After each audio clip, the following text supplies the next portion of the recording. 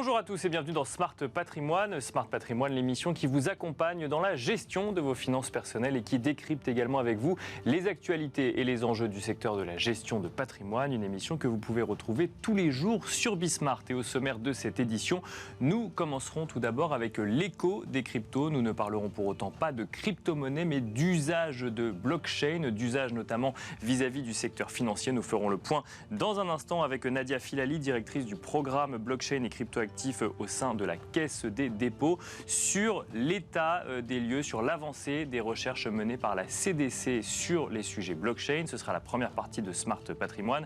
Nous enchaînerons ensuite avec Enjeu Patrimoine, un enjeu patrimoine consacré à la nouvelle mouture du label ISR, au label ISR révisé qui est publié aujourd'hui pour une nouvelle phase de consultation publique. Michel Papalardo sera sur notre plateau dans un instant pour décrypter donc ce nouveau label ISR. Michel Papalardo, qui est présidente du comité du label ISR. On se retrouve tout de suite sur le plateau de Smart Patrimoine.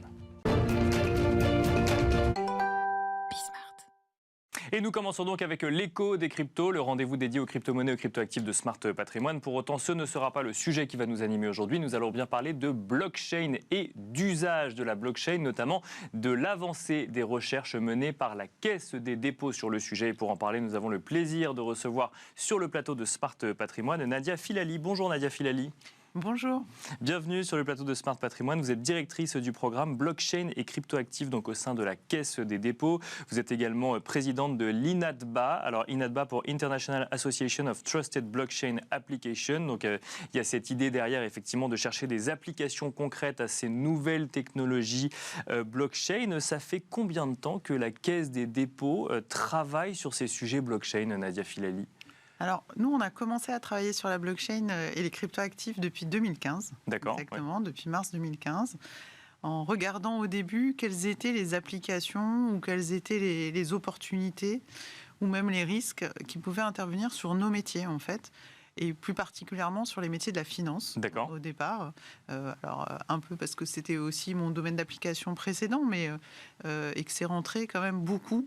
Ce sujet est rentré beaucoup chez les acteurs bancaires et financiers au début, avant d'attaquer d'autres industries. Donc avec cette idée de désintermédiation qu'on pouvait voir sur la blockchain, qui finalement a été pris tout de suite à bras-le-corps par la Caisse des dépôts, j'ai envie de dire, comme dans une phase de test pour le compte du secteur financier en France. Oui, alors on a commencé tout à fait sur le secteur financier en lançant un premier consortium qui s'appelle LabChain, qui est toujours en vie aujourd'hui, qui rassemble des banquiers, des assureurs, des asset managers et des startups françaises pour vraiment essayer ce que ça voulait dire de travailler sur ce secteur-là, avec un do tank. À la base, c'était vraiment un do tank, et aujourd'hui, on a plus une partie think tank et une partie éducation sur tous les sujets de désintermédiation de la filière financière, que ce soit sur la filière titre. Et aujourd'hui, on voit qu'on a le pilote régime qui a démarré depuis fin mars. Au niveau européen, bien sûr. Au niveau européen, qui est assez important. Tous les sujets sur les actifs numériques et notamment les statuts de PSAN en France et MiCA qui va être voté après-demain, normalement, au niveau européen. Et on a travaillé sur des usages différents, sur des sujets plutôt de ligne sur les OTC, sur des sujets d'automatisation d'assurance, sur des sujets d'euro digital à ce moment-là aussi, et sur des sujets de KYC et d'identité partagée. Donc sur des sujets d'usage de la blockchain au sein d'institutions financières aujourd'hui ou demain. Oui, exactement. On a commencé par ça.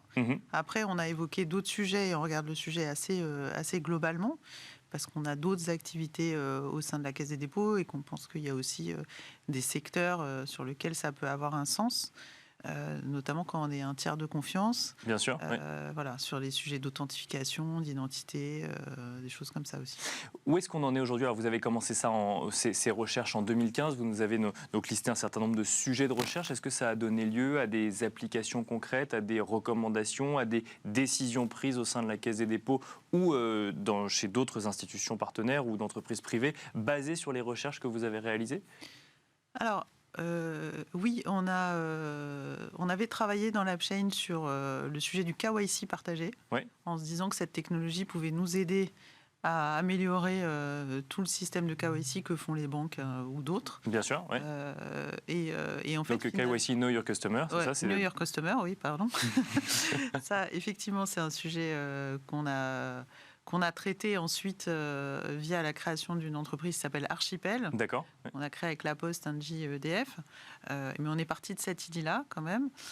Vous avez aussi... Donc, c'est-à-dire de mettre quoi, finalement, toutes les informations sur une blockchain accessible à toutes les parties prenantes quel est l'usage concret qu'on... Alors, toutes les informations, je ne dirais pas toutes les informations. D'accord, parce que contrairement à ce qu'on pense, la blockchain n'est pas une énorme base de données.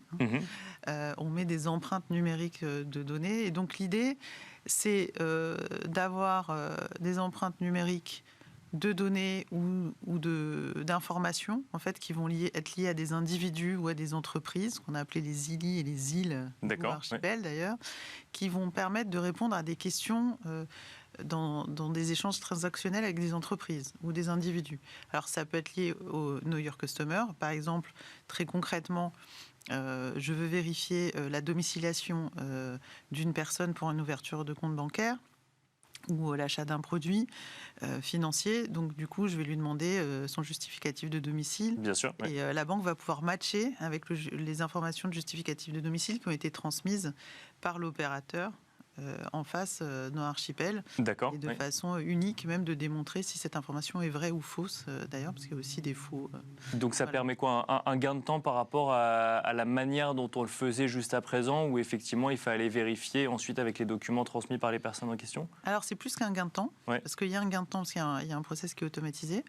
Mais surtout, il y a une vraie vérification et certification de l'information, ce qui n'est pas forcément le cas déjà aujourd'hui. Et ensuite, on peut avoir, notamment en cible, avec ce qu'on va appeler les wallets d'identité, regrouper plusieurs informations, c'est-à-dire qu'on peut le faire sur la facture d'énergie, on peut le faire sur les données de paye, par exemple. Bien sûr, Archipel travaille avec Digipost sur les feuilles de paie. Et on peut surtout réutiliser ces informations pour plusieurs entités, dans une espèce de dites-le nous une fois, qui sera cible au développement de ces wallets, qui sera assez intéressant. Et on peut aussi travailler sur d'autres sujets. C'est-à-dire qu'une fois que cette technologie est en place, on travaille aussi sur des sujets de vérification dans le cadre d'économie circulaire avec Suez. On travaille, on a parlé de KYC un peu retail tout à l'heure, mais on peut le faire aussi sur la partie corporate, et je pense que notamment sur la partie asset management, ça peut avoir un avantage, parce que ça coûte assez cher sur cette partie-là, et ça peut coûter très cher si c'est mal fait. Donc ça, c'est par exemple dans un contexte d'investissement au sein d'une entreprise, ou de transaction au sein de deux entreprises, par exemple, ou entre un fonds et une entreprise, ou entre deux entités d'asset management qui vont aussi vérifier ces étapes-là. D'accord. Oui. Voilà. Ensuite, il y a tout un enjeu, mais alors qui est peut-être un peu plus lointain, si on parle de recherche. Bien sûr, oui. Vous êtes directrice du programme donc, de recherche blockchain et cryptoactifs, donc ça nous permet de se projeter un petit peu. C'est pas que de la recherche, en fait, aujourd'hui, vous avez des sujets sur, par exemple, l'euro digital et sur les monnaies digitales qui sont en train de se développer. Mais alors ça, c'est un sujet qui est porté par les banques centrales. La Caisse des dépôts, elle aussi, mène des recherches sur le sujet ou travaille sur le sujet? Alors, effectivement, c'est mené par les banques centrales, et on n'est pas une banque centrale, c'est très clair. En revanche, ce qui se passe, c'est qu'à un moment, si on est un établissement bancaire ou financier, on va devoir s'interconnecter avec ce monde-là, bien sûr, très clairement. Ensuite, dans les monnaies digitales de ce type, nous, on a fait des expérimentations sur la partie règlement livraison, sur ce qu'on a appelé une monnaie interbancaire, en fait. D'accord, bien sûr. Monnaie commerciale interbancaire. Comment je réalise des paiements ou des règlements avec cet euro numérique ou une monnaie numérique? Une monnaie numérique privée, ça existe aussi. D'accord, et qu'est-ce que ça apporte et comment ça peut fonctionner? Et derrière, nous, on est à peu près persuadé qu'il y a quand même un lien à faire entre ces monnaies, ces sujets d'identité décentralisée dans un monde qui est de plus en plus numérique. Bien sûr. Où il va falloir faire de l'interopérabilité entre tout ça. Et puis à un moment donné, vous allez surtout réaliser des transactions, donc on a besoin de savoir qui vous êtes, et on a besoin de savoir si vous pouvez régler et comment. Bien sûr. Et si on va un peu plus loin, il y a beaucoup de choses qui se développent aujourd'hui dans des mondes virtuels, les métavers, etc. Et c'est pareil, il va falloir quand même identifier son avatar et savoir comment il paye son terrain. Alors c'est très loin. Oui, bien sûr. Ça se fait tout de suite, mais c'est des sujets qui sont quand même un peu interconnectés. Quand on est la Caisse des dépôts, on est aussi très dépendant, j'imagine, du cadre réglementaire qui lui-même se met progressivement en place au niveau européen. Donc aujourd'hui, on peut, sur tous les sujets de recherche ou d'usage, parce que vous nous avez dit que vous étiez dans une démarche aussi de do tank sur certains projets, donc on arrive à créer des applications concrètes. Donc vous nous avez parlé d'Archipel, mais c'est facile de faire sortir des applications concrètes où il faut attendre que le réglementaire se mette en place pour les voir ensuite se développer à grande échelle? Alors, sur ce sujet, je dirais qu'on a eu la chance déjà en France d'avoir un vrai travail commun entre les régulateurs, les parlementaires, les opérationnels, enfin les grandes entreprises, les start-up sur ce domaine. D'ailleurs, c'est de là qu'est sortie la loi Pacte, à la fois sur la partie PSAN, mais aussi sur la partie titre non coté avec les lois Sapin 2 avant et Macron 2. Et on a fait ça aussi au niveau européen. Parce que quand on voit Mika aujourd'hui, certains pensent que c'est un peu tard, mais en réalité, c'est allé assez vite. Oui, bien sûr. Ça a commencé pendant le Covid. Donc les discussions, elles ont lieu à ce moment-là. Et je dirais que le sujet n'est pas d'attendre la réglementation. Les idées, elles arrivent parfois avant. Et elles se construisent. Typiquement, vous prenez Archipel. Nous, quand on a commencé à travailler sur le KYC partagé, à un moment donné, on discutait au niveau européen sur les sujets de signature électronique avec le règlement IEDAS, qui est en train de devenir IEDAS version 2. Au même moment, vous avez la Commission européenne qui bossait sur la mise en place d'une infrastructure blockchain intercommunautaire qui s'appelle l'EPSI, qui est en cours. Et tous ces sujets-là, ils sont arrivés en même temps. Donc le vrai sujet, c'est comment on arrive à avancer sur les projets, à discuter sur les réglementations, à faire en sorte qu'elles soient un peu compatibles quand même avec nos projets ou même nos valeurs, ce qui est, Bien sûr, quand même assez essentiel au niveau européen, et à avancer dessus sans freiner l'innovation. C'est aussi un point extrêmement important, c'est qu'on ne peut pas uniquement mettre des barrières réglementaires en se disant qu'on ne va pas avancer ou on avancera moins vite. Donc je dirais que ça va ensemble.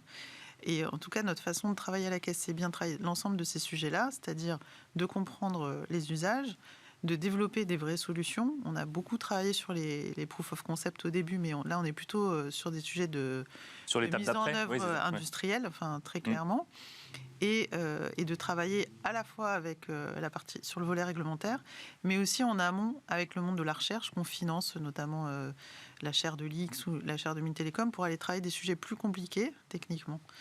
Voilà. Mais l'idée, c'est bien de travailler sur l'ensemble de ces sujets ensemble et d'avancer le mieux possible. Merci beaucoup Nadia Filali d'être venue sur le plateau de Smart Patrimoine, détailler donc du coup l'état d'avancée des recherches et pas que donc au sein de la Caisse des dépôts. Je rappelle que vous êtes directrice du programme blockchain et cryptoactifs au sein de la Caisse des dépôts. Merci beaucoup. Merci beaucoup de votre accueil. Et quant à nous, on se retrouve tout de suite dans Enjeu Patrimoine. Et nous enchaînons à présent avec Enjeu Patrimoine. Nous allons découvrir ensemble le label ISR révisé qui est publié aujourd'hui pour une nouvelle phase de consultation. Nous avons le plaisir de recevoir sur le plateau de Smart Patrimoine pour en parler Michèle Papalardo, présidente du comité du label ISR. Bonjour Michèle Papalardo. Bonjour. Bienvenue sur le plateau de Smart Patrimoine. Alors, on a suivi avec vous de manière régulière les avancées. Donc, avant d'arriver à ce label ISR révisé, vous nous avez détaillé les grandes orientations il y a quelques mois sur le plateau. Aujourd'hui, ça y est, la nouvelle mouture est arrivée, si je puis le dire, avant qu'elle soit consultée, donc dans cette phase de consultation qui va durer 6 semaines, si je ne dis pas de bêtises. À quoi doit-on s'attendre? Que trouve-t-on dans cette nouvelle mouture du label ISR? Effectivement, c'est un nouvel épisode de l'aventure de la refonte, parce que maintenant, je pense qu'on peut vraiment parler de refonte du label. Donc, ce sont nos propositions, comme d'habitude, consultation et ensuite décision du ministre. Bien je sûr. rappelle que c'est pas nous qui décidons définitivement, mais donc on a parce qu'on avait prévu, on a pris les recommandations définitives qu'on avait faites en octobre et on a essayé d'écrire précisément et de manière opérationnelle ce que signifiaient ces grands principes. Parce que c'est vrai que de parler de double matérialité, c'est facile. Bien sûr, oui. Transition et énergétique, tout ça, c'est bon.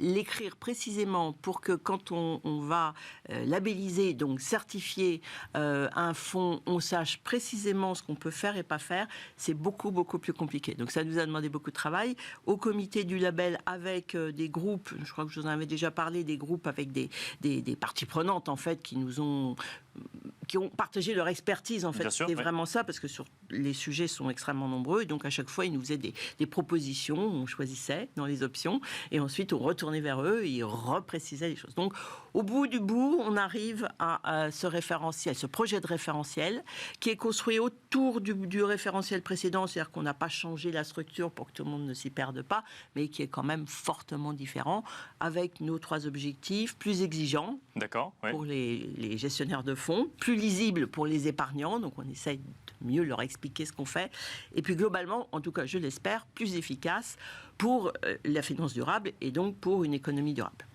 Et donc pour faire ça, on a pris, comme je vous le disais, nos 3 axes, puisqu'on avait 3 axes, et on les a déclinés de manière systématique. Le premier étant celui de plus de sélectivité, c'est une critique qu'on nous a souvent fait, tout en restant généraliste. On reste dans la nature même du label, donc généraliste, mais beaucoup plus exigeant. Alors, beaucoup plus exigeant, ça veut dire déjà plus sélectif. On a aujourd'hui deux possibilités de sélectivité, de définition de son portefeuille dans un univers. C'est soit le best in class, que tout le monde connaît, donc où théoriquement on enlève les 20% des notes les moins bonnes, soit l'amélioration de notes, et c'est pas accessoire, puisqu'aujourd'hui on a à peu près 40% de nos fonds qui sont en amélioration de notes. Et là c'est pareil, vous enlevez pour calculer votre note moyenne, elle doit être meilleure que votre univers, moins les 20% des notes les moins bonnes. Et donc ce sera plus 20, ce sera 30. Ce qui peut changer pas mal de choses, parce que quand vous avez un univers pas très grand, enlever 30%, il va plus rester grand chose. Donc vous allez peut-être passer en amélioration de notes. On enlève les 30% les moins bons du secteur concerné. Ainsi que les exclusions, vous allez voir qu'on a des exclusions. On les sort. Donc je vous laisse continuer, effectivement. Non, mais ça fait donc sensiblement plus de sélectivité que le dispositif précédent. Deuxième point, comme je vous le disais, équilibre. Nous, on est vraiment un fonds généraliste ESG. Donc, comment on évite les impasses? Comment on fait que dans les notes, on ne puisse pas prendre une entreprise qui a une excellente note en environnement, une très très mauvaise note en social ou inversement. Donc, il faut que les notes ESG qu'on prend en compte dans les calculs de sélectivité prennent au moins pour 20% chacun des piliers. Le E, le S, le G. Après, vous pouvez faire 40 d'environnement, etc. Mais en tout cas, au moins 20% de chaque. Donc, quelqu'un qui a vraiment un 0 pointé dans un des piliers, il ne pourra pas passer. Il ne passera pas. Troisième point, les exclusions. Donc, alors, on fait des exclusions. Il n'y en a pas du tout aujourd'hui dans le label. On propose des exclusions sur les 3 domaines. Sur l'environnement. Sur l'environnement, on exclut essentiellement sur les thématiques de climat et d'énergie, donc charbon, énergie fossile non conventionnelle, ce qu'on avait dit dès le début. Et pour les producteurs d'électricité, l'idée c'est d'exclure ceux dont la production, le kilowattheure électrique, émet trop de CO2, bien entendu avec une trajectoire de réduction. Donc ça c'est pour les exclusions environnement. On a des exclusions sociales aussi, bien entendu, le tabac, les droits humains, les armements contestés, voilà, enfin des choses assez classiques, on va dire, mais qui n'étaient pas aujourd'hui écrites, qui sont déjà souvent exclues de nos fonds, en fait. Et le troisième, sur la gouvernance, c'est les sujets de lutte contre le blanchiment, le terrorisme, non de coopération en matière fiscale, enfin des choses de ce genre-là assez classiques. Donc ça aussi, c'est nouveau. Exclusion, déjà vous enlevez pas mal de choses de votre de vos univers. Et puis on a tenu également à faire en sorte que les outils des démarches ESG soient beaucoup plus cadrés et beaucoup plus utilisés vraiment, en tout cas obligatoirement utilisés, c'est déjà le cas aussi, je le dis pour nos fonds actuels, pour certains en tout cas, comme des outils vraiment de sélectivité et d'atteinte de l'objectif ESG. Là on parle des controverses, on parle de l'engagement, on parle du vote. Donc, les controverses, on les cadre, on essaye de mettre un cadre. C'est difficile sur les controverses, mais enfin, on essaye d'écrire des choses qui permettent aux uns et aux autres d'être plus précis et aux certificateurs, donc, de pouvoir dire quelque chose réellement sur la manière dont sont utilisées les controverses, ou pas utiliser les controverses. L'engagement, c'est pareil. Alors là, ça veut dire qu'un engagement, il faut qu'il ait un objectif, que l'entreprise le connaisse, qu'il ait une temporalité. Prenez pas un engagement comme ça pour les 150 ans à venir. Vous précisez bien. Donc il faut un engagement un peu plus concret, c'est ça? Voilà, il doit être concret, mais il doit être aussi précis et connu et avec une date. D'accord. Ouais. À atteindre. Et si vous ne l'atteignez pas, vous devez expliquer au certificateur ce que vous faites. Et puis s'il ne se passe rien, finalement, vous sortez l'entreprise de votre portefeuille. Donc on rentre dans une démarche presque quantitative plutôt que qualitative de l'engagement. Non, on ne peut pas dire quantitatif, parce que quantitatif de l'engagement, comme ça, globalement, ça n'a pas de sens. Mais c'est plus précis, mieux défini, on doit définir ce qu'on veut, et donc on doit pouvoir vérifier ce qu'on fait. D'accord. En fait, le sujet, c'est un peu ça aujourd'hui. C'est pas si facile à faire. Et puis pour le vote, alors là, on met un peu de quanti. Il faut voter au moins à 90% des assemblées générales dans lesquelles on est censé voter. Donc vous voyez, tout ça, c'est des éléments qui vont beaucoup plus rigidifier peut-être, mais en tout cas rendre plus exigeant toutes les démarches et le contrôle plus facilement fait par les certificateurs. Le deuxième axe, c'est la fameuse double matérialité. C'est pas forcément ce qui est le plus lisible, parce que je pense que c'est ce que les gens comprennent le moins, en fait, aujourd'hui.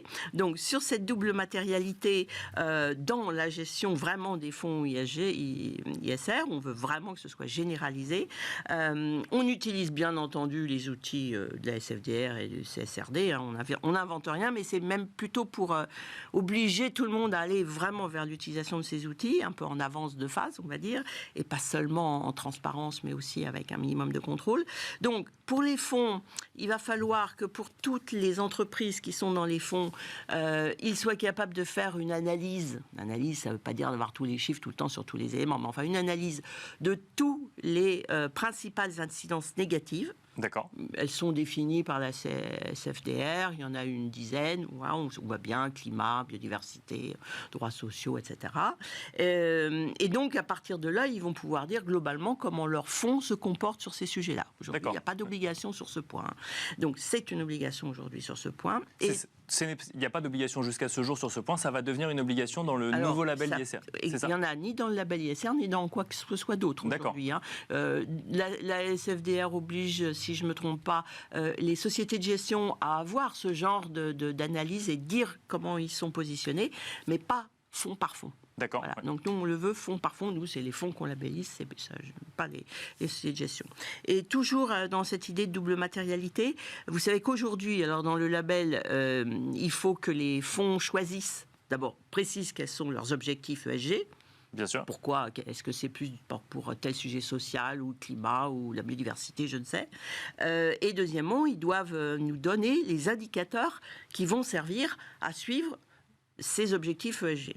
Et là, on va les obliger à faire en sorte que ces indicateurs, ils doivent en prendre deux, soit des PAI, c'est-à-dire soit des indicateurs de la SFDR, de manière à ce que progressivement, tout le monde ait des indicateurs qui soient comparables quand on est dans le même domaine. D'accord, qu'on soit dans le même référentiel ou qu'on parle le même langage. Voilà, aujourd'hui, on peut prendre des indicateurs extrêmement différents, ce qui fait que vous ne pouvez pas, c'est aussi une critique qu'on nous fait souvent, on ne peut pas comparer un fonds à un autre, d'autant qu'on n'a pas les informations, mais enfin là, on devrait avoir les informations et des indicateurs qui soient un peu plus faciles à analyser, à comparer, plus lisibles. On est effectivement dans la lisibilité et dans le fait de soutenir les démarches européennes. Bien sûr. Oui. Et le troisième et dernier axe, c'est l'intégration de la politique climat. D'accord. Donc ça aussi, c'est nouveau. Donc ça reste un label généraliste, mais avec un accent sur le climat quand même. Vous avez tout compris, c'est exactement ça. Pourquoi ? Parce qu'aujourd'hui, on voit bien que tout le monde nous interpelle sur le sujet et que sur n'importe quel sujet aujourd'hui, on vous demande où vous en êtes sur de votre politique climat. Ça ne veut pas dire que les autres sujets ne sont pas intéressants. Au contraire, on est bien avec les 3 piliers et avec tous les autres sujets environnement, moi j'y tiens particulièrement, mais on a cette obligation, je pense, en termes de lisibilité également, d'expliquer où on en est sur la partie climat. Donc, d'une part, on va savoir pour toutes les entreprises, compte tenu de ce que je vous ai dit sur la double matérialité, quelles sont leurs positions en termes de climat et en termes d'indicateurs. Oui. Donc ça, c'est un premier sujet limite facile. Deuxième sujet, on a les exclusions. Donc, on a déjà enlevé les choses. Oui. Et il nous reste les fossiles conventionnels. Bien sûr. Oui. On exclut les autres. Les fossiles conventionnels. Et là, on essaye, on avait aussi inscrit ça dans nos orientations, de rentrer dans des démarches de transition, d'accompagnement de la transition. Donc, ceux qui font du fossile aujourd'hui, ou qui consomment du fossile, parce que S'il y en a qui produisent, c'est bien parce qu'il y en a qui consomment. Donc c'est toujours offre et demande, c'est aussi un sujet auquel on tient. Donc ceux qui sont les secteurs à fort enjeu en matière d'émissions de gaz à effet de serre, on va les suivre particulièrement. On va faire preuve de vigilance renforcée, comme on dit. D'accord. Ouais. Donc on va leur demander systématiquement de nous donner et d'avoir une trajectoire, donc des cibles court, moyen, long terme et globalement la trajectoire pour atteindre les accords de Paris, la neutralité carbone, enfin les engagements classiques, hein, c'est clair. D'avoir les moyens adaptés pour le faire, c'est pas juste d'avoir un chiffre quelque part, mais d'avoir les moyens adaptés pour le faire et même la gouvernance organisée pour le faire en termes de transparence, de certification, etc. Donc ça, c'est les trois éléments constituants de ce qu'on attend de la en information sur la transition. Mais cette information, elle n'est pas juste une information. Oui, c'est ça, ça devait devenir contraignant du coup. Ah oui, tout à fait, oui. Absolument. Progressivement, hein, on est d'accord, parce qu'aujourd'hui, il n'y a pas beaucoup d'entreprises qui ont ça. Donc, sur les secteurs à fort enjeu, si l'entreprise n'a pas cet ensemble de dispositifs, et il faut qu'il soit crédible, hein, si possible certifié par un tiers, etc. Vous ne pouvez pas rentrer dans le portefeuille, ou vous ne pouvez pas y rester. D'accord. Aujourd'hui, il y a quand même nos stocks. Et ensuite, deuxième temps, vous avez votre trajectoire, mais vous ne la respectez pas. Donc on va la suivre, bien sûr, cette trajectoire. Si vous ne la respectez pas, là, le fonds utilisera ses procédures d'engagement, qu'on a donc rigidifié avec des objectifs de temps, etc. Et si ça ne tient pas, c'est-à-dire si vous n'arrivez pas à corriger votre trajectoire, l'entreprise sort aussi du portefeuille. Quand je dis progressivement, ça veut dire qu'en fait, on va appliquer ça comme la CSRD avec un petit peu d'avance. C'est-à-dire qu'on va commencer par les entreprises cotées de plus de 500 personnes, 500 salariés, ensuite les non cotées, ensuite celles qui sont un peu moins grosses, etc. Donc on prend les mêmes, pareil toujours, les mêmes cadres que la CSRD. On les avance un petit peu, c'est-à-dire que si nous avons bien notre référentiel début 2024, on aura pour les entreprises cotées de plus de 500 salariés, qui normalement sont déjà très concernées par ces sujets, elles devront avoir leur transition. Justement, vous devancez ma question. Donc le nouveau label ISR à jour, prêt à entrer en application, c'est pour début 2024 du coup ? Nous, c'est ce qu'on espère. Hein. C'est-à-dire que compte tenu de la consultation, on devrait avoir le retour à la consultation fin mai. On se donne le mois de juin pour bien lire tout ça et s'en servir, bien entendu, comme la dernière fois, on en avait vraiment tiré des choses intéressantes. Ensuite, on le donne au ministre. Et on espère que le ministre, rapidement, nous donne son avis. Donc, on part du principe qu'en septembre, on devrait avoir la version finale, publique, définitive du ministre. À partir de là, notre objectif serait de l'appliquer pour le 1er janvier aux nouveaux fonds. D'accord. Parce qu'en fait, la difficulté, c'est ça. Les nouveaux fonds, à partir du 1er janvier. Mais pour ceux qui sont en stock, on commencerait jusqu'à un an après la publication, donc en septembre de l'année prochaine. On resterait sur une vérification en V2, comme on dit, enfin la version actuelle. Et à partir de septembre, cette fois-ci, il serait suivi, renouvelé, tout en V3, avec la nouvelle version. Voilà, ça c'est l'objectif. Merci beaucoup Michel Papalardo d'être venu sur le plateau de Smart Patrimoine détailler donc du coup cette refonte du label ISR. Je rappelle que vous êtes présidente du comité du label ISR. Merci beaucoup. Merci à vous également de nous avoir suivis et à très vite sur Bismart.